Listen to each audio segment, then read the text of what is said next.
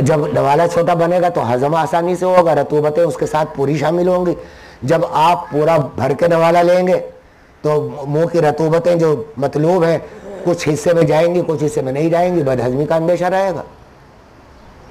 تو یہ 3 انگلیوں سے کھانا کھاتے تھے، اور پھر کھانے کے بعد ان کی 3 انگلیوں کو چاٹ لیا کرتے تھے. اور چاٹنے کی بھی ایک ترتیب تھی. اب کس چیز کو دیکھا جائے کہ آپ نے کیسی چھوٹی چھوٹی چیزوں کی تعلیم اس امت کو دی ہے کہ وہ اس سے فائدہ اٹھائیں، اور وہ ارمان و برکات اگر دوسرے طریقے سے نہیں حاصل کر سکتے تو ان طریقوں سے حاصل ہو جائے. تو اس کی ترتیب بھی متعین فرما دی. ترتیب یہ ہے کہ بیچ کی انگلی پہلے چاٹتے تھے، پھر شہادت کی انگلی، پھر انگوٹھا. آج یہ بد تہذیبی ہے. آج آپ کر کے دیکھیے، سب کے موجودگی میں لوگ آپ کی طرف اس طرح دیکھیں گے جیسے کوئی بہت برا کام کر رہے ہو. آپ کی عادت مبارکہ ایک اور یہ تھی کھانے کے سلسلے میں کہ اگر کھانے کے دوران کھانے کا کوئی لقمہ، کوئی نوالا گر گیا تو آپ اسے صاف کر کے دوبارہ کھا لیتے تھے. اگر کوئی مٹی وٹی لگ گئی تو اس کو صاف کر کے دوبارہ اٹھا کر کھا لیتے تھے. اللہ اکبر. مجھے ایک واقعہ یاد آ گیا یہاں. کیا صحابہ کرام کا کوئی ذکر تو ہم بہت کرتے ہیں، لیکن ان کے ایمان اور ان کے عزم کا ہم تصور تک نہیں کر سکتے. کسریٰ کے دربار میں 2 سفیر بھیجے گئے، حضرت حذیفہ ابن یمان، حضرت عامر بن ربیع. جس وقت یہ کسریٰ کے دربار میں پہنچے تو ظاہر ہے کہ لمبا سفر کر کے پہنچے تھے. آپ وہی جبہ اور ہوگا جو جس کو ہم دھاشا کہتے ہیں آج کل لوگ، وہی جبہ پہنتے ہیں یا لمبا لباس جو بھی چکو اس زمانے کا ہوتا ہوگا. تو ظاہر ہے کہ لمبے سفر میں ممکن ہے کہ میلہ بھی ہوا ہو کچھ. تو جب دروازے پر پہنچے تو کسریٰ کے دربانوں نے کہا کہ آپ اس لباس میں تو اندر نہیں جا سکتے، یہ جبہ آپ پہن لیجیے. شاہی جبہ وہاں رکھا ہوگا کہ ایسے لوگوں کے لیے کہ وہ دربار میں اس طرح نہ جائیں. تو آپ نے کہا، حضرت حذیفہ بن یمان، حضرت عمر بن ربیع، عامر بن ربیع نے فرمایا کہ اگر یہ شرط ہے اندر داخل ہونے کی کہ شاہی جبہ ہم پہنیں اور تب داخل ہو تو ہمیں داخل ہونے کی ضرورت نہیں، بادشاہ سے کہہ دو ہم واپس جا رہے ہیں. تو بادشاہ کو خبر دی گئی. انہوں نے کہا بھائی یہ تو اس کے لیے نیا تجربہ تھا. تو انہوں نے کہا بھائی دیکھیں ایسی قوم کون ہے کیا ہے کہ اچھا بھائی چھوڑو ابھی یہ وہ تو اندر گیا ہوا ہے. اتنے میں دیکھا اس نے دربان نے کہ ان کے ہاتھ میں جو تلوار ہے حضرت عامر بن ربیع کے ہاتھ میں وہ قطروں سے بندھی ہوئی ہے. اس کا دستہ جو ہے قطروں سے باندھ کر اس کو بیچ میں کہیں ٹوٹ رہا ہوگا یا جو بھی کچھ ہوگا اس کو قطروں سے باندھا ہوگا. تو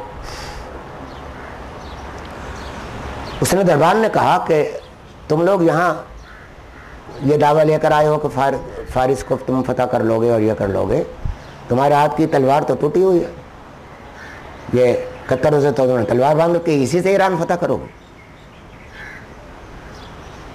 انہوں نے کہا تم نے تلوار دیکھی ہے، تلوار والے کا ہاتھ نہیں دیکھا. کہا کہ اچھا وہ بھی دکھاؤ. تو انہوں نے کہا کہ ایسا کرو کہ ایک ڈھال منگوا لو جو تمہارے نزدیک سب سے زیادہ مضبوط ہو. چنانچہ روایت میں لکھا ہے کہ جو مضبوط ترین ڈھال تھی وہ لائی گئی. اس نے آپ نے فرمایا کہ دیکھو یہ ایک آدمی پکڑ کر کھڑا ہو جائے میرے سامنے. تو اسی قطروں سے بندھی ہوئی تلوار سے اس طرح طاقت سے ہاتھ مارا ہے کہ تلوار کے اس کے ڈھال کے 2 ٹکڑے ہو گئے. وہ حیرت میں رہ گیا. یہ تو ایک بیچ کا واقعہ ہے. پھر جب یہ اندر چلے گئے بادشاہ سے کہلوایا کہ صاحب یہ تو عجیب قوم آ گئی ہے اور اس کو تو بلا ہی لیجیے. تو خیر وہ بلوایا گیا. تو وہاں دستور یہ تھا کہ پہلے کھانا پیش کیا جاتا تھا. کھانا پیش کیا گیا تو بھوکے تھے، کھانا کھانا شروع کیا. حضرت حذیفہ ابن یمان رضی اللہ تعالیٰ عنہ کے ہاتھ سے ایک نوالا گر گیا زمین پر، تو آپ اٹھانے کے لیے ذرا جھکنے لگے تو برابر سے کسی مسلمان نے یا کوری ماری کہ یہ کسریٰ کا دربار ہے، آپ کو یہ چھوڑ دیں، یہ کسریٰ کا دربار ہے، یہ کہیں گے کہ یہ ندیدے لوگ ہیں، یہ کھانے کے اوپر مرتے ہیں۔ سبحان اللہ، کیا جواب دیا ہے؟ فرمایا کہ ان احمقوں کی وجہ سے میں رسول اللہ کی سنت چھوڑ دوں، سمجھے؟ ان احمقوں کی وجہ سے رسول اللہ کی سنت چھوڑ دوں، کچھ بھی سمجھتے رہے۔ تو بھائی سنت کی قدر و قیمت ان کے دلوں میں تھی کہ نہ وہ کسریٰ کی پرواہ کرتے تھے نہ درباروں کی پرواہ کرتے تھے۔ ہم تو آج اگر کوئی جنٹل مین ہمارے سامنے بیٹھا ہوا ہو تو اس کی اتباع کریں گے کہ تو جس طرح کھاتا ہے ہم اس طرح کھائیں گے، سنتوں کا اہتمام نہیں ہوگا۔ تو ایک واقعہ یہ بھی ہے کہ اس طرح کھلایا جائے، اس طرح کیا جائے۔ ہمارے بزرگوں نے یہ کر کے دکھایا کہ سنت کے اتباع میں کسی کی پرواہ نہیں کی کہ کون کیا سمجھتا ہے، جنگلی سمجھتا ہے، دیہاتی سمجھتا ہے۔ سمجھو، تمہارے سمجھنے سے نام دیہاتی ہو جائیں گے نا۔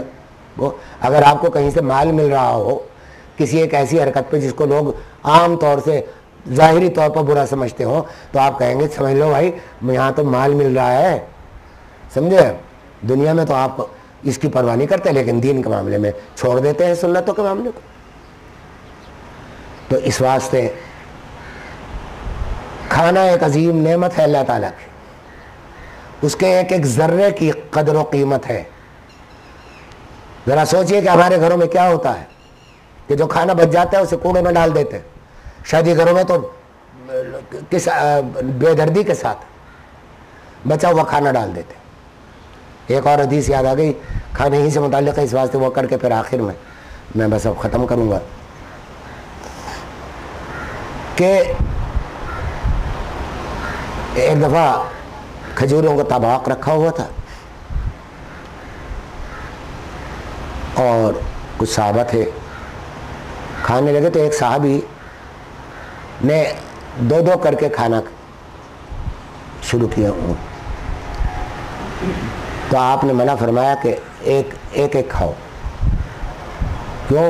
اس لیے کہ یہ مشترک کھانا ہے، دوسرے تو ایک ایک کھا رہے تم دو دو کھا رہے تو اس کا مطلب تم زیادہ مشترک کھانے میں سے زیادہ حصہ لے جاؤ گے، تو اس واسطے ایک ایک کر کے کھاؤ۔